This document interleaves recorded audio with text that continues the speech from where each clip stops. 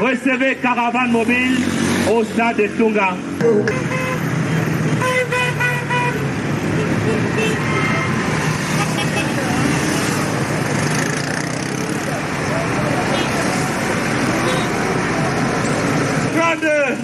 Demain à partir de 12h, retrouvons-nous au stade de Tunga avec Caravane Mobile et Orange Cameroun. Demain à partir de 12h.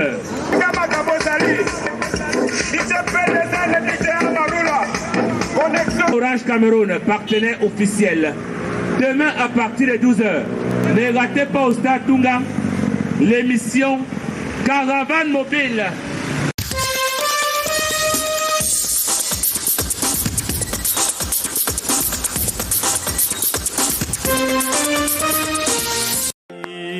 La rédemption, appel pressant de Saint Jean-Paul II, l'année sainte extraordinaire qu'il proclama en 1983-1984, on s'en souvient comme si c'était hier. De l'instigation en 1985 par le pape, se rappelant alors ces années de pédagogue et d'aumônier d'étudiants de Cracovie en Pologne, aux prochaines journées mondiales de la jeunesse IMJ, prévues en 2023 à Lisbonne au Portugal, 36 printemps croisés par l'apostolat en chemin. C'est des moments de grande rencontre, partage spirituel, intellectuel, culturel, sportif.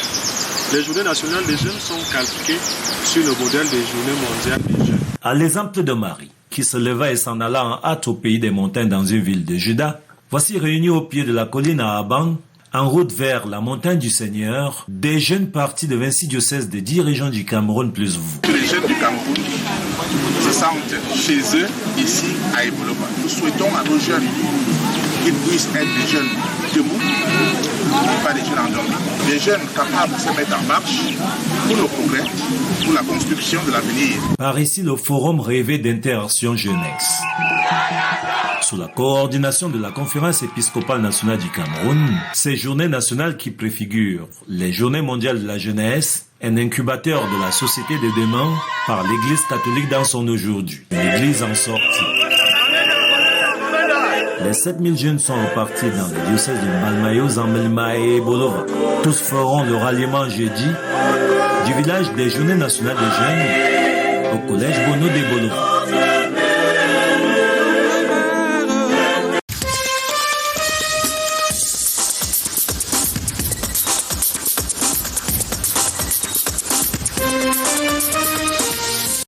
Ils sont 230 jeunes, élèves et étudiants de la ville de Konsamba à s'engager ce jour au ramassage des déchets plastiques et autres ordures ménagères.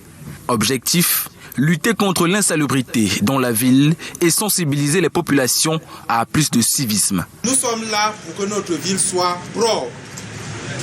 Je vous ai dit que le travail de propreté commençait par la sensibilisation. Vous aurez tout à l'heure des fiches parce que vous serez orientés à sensibiliser énormément.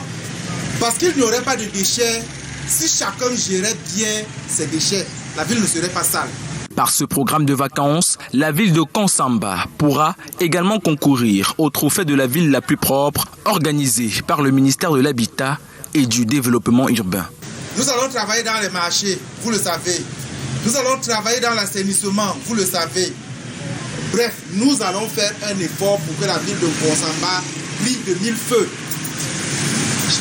Il y a un concours de la ville la plus propre. Dites que grâce à vous, Konsamba sera propre. Après cette collecte, les déchets plastiques rassemblés seront transformés. Un groupe de production en fera du compost et d'autres dérivés plus utiles et écologiques.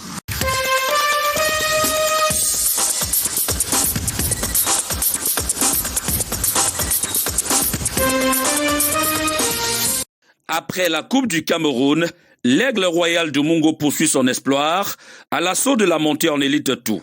Et c'est le stade Camraï qui a servi de cadre ce jour pour la rencontre de la deuxième journée en retard face à Espace Foot Horizon de Dibombari. Un derby départemental très attendu qui s'est soldé sous un score de 0 but partout. Score pas du tout satisfaisant pour l'entraîneur de l'Aigle Royal du Mungo. Dans le contenu, je suis un peu dessus parce que dans les 30 derniers mètres, mes joueurs ont confondu vitesse et prestation. Si on avait été un peu calme, je pense qu'on aurait eu les 3 points de la journée. Et le match nul de cet après-midi est certainement dû à la fatigue. Mes gars ont laissé beaucoup d'énergie pendant la Coupe du Cameroun. Pendant 90 minutes de jeu, les poulains du coach Gogon de l'Aigle Royal du Mungo ont démontré l'envie de remporter la partie, mais hélas, les yeux sont actuellement rivés vers la prochaine rencontre contre Authentique Football Club. Je crois que le prochain match contre Authentique, l'Aigle va mieux s'exprimer. Les gars ont mouillé tellement le maillot, ça arrivait qu'il n'y a pas eu de but sur ce coup de match. Au cours du match, l'administration de l'Aigle Royal du Mungo va noter quelques irrégularités et va ensuite porter réserve. Nous avons constaté que Babenga a aligné des joueurs, ils ont aligné des joueurs qui n'ont pas de licence. Ça veut dire que c'est des licences frauduleuses. Nous avons porté réserve, nous avons des éléments de preuve.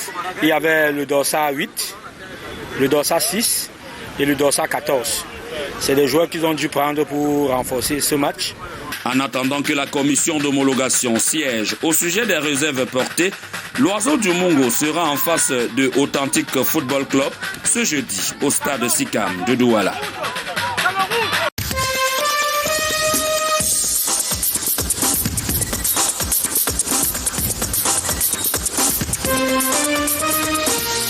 Et parfois, il y a des erreurs qu'on a du mal à savoir exactement l'origine. Et c'est bien d'être suivi par des experts parce que la science évolue au quotidien. Comme elle, plus de 50 jeunes étudiants des pays du bassin du Congo participent à aider au Cameroun à des formations en agriculture durable et agroalimentaire. L'Institut de la francophonie pour le développement durable, en partenariat avec l'Union européenne, les États d'Afrique, les Caraïbes et du Pacifique, en collaboration avec l'INSAID de Ngaoundéré, porte ce projet. On voit un déficit de biens et de services. On voit comment la majorité des produits sont importés et comment le secteur privé est faible. Nous avons donc souhaité accompagner un certain nombre de jeunes pour leur dire que toi salarié, c'est intéressant, c'est vrai, mais ce n'est pas tout. On peut s'auto-employer à partir des connaissances pratiques. Les ingénieurs sur le terrain veulent transcrire des connaissances de manière théorique et pratique à ces jeunes en entreprise, auto-entrepreneuriat, innovation et projets de recherche. Nous sommes dans le cadre de la protection de l'environnement également, mais nous ne pouvons pas en agriculture continuer à juste produire mais sans tenir compte de l'environnement. L'aspect pratique de la chose me retient particulièrement.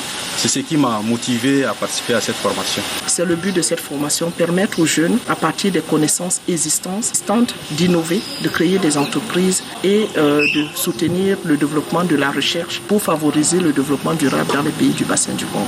Les ateliers en sélection d'entrants, en irrigation, boissons, boulangerie, pâtisserie, charcuterie, produits laitiers ou encore cosmétiques ont permis à ces étudiants d'exprimer leur génie. Pour acheter une chaussure, moto aujourd'hui, ça va se gâter demain. Mais vous créez une entreprise, c'est pour des générations. Donc vous créez la richesse, pas seulement pour vous, mais pour vos futures générations. Il a été aussi rappelé aux étudiants qu'en agro-industrie, rien ne se jette. D'où la technique 3R. Réduire, recycler et réutiliser.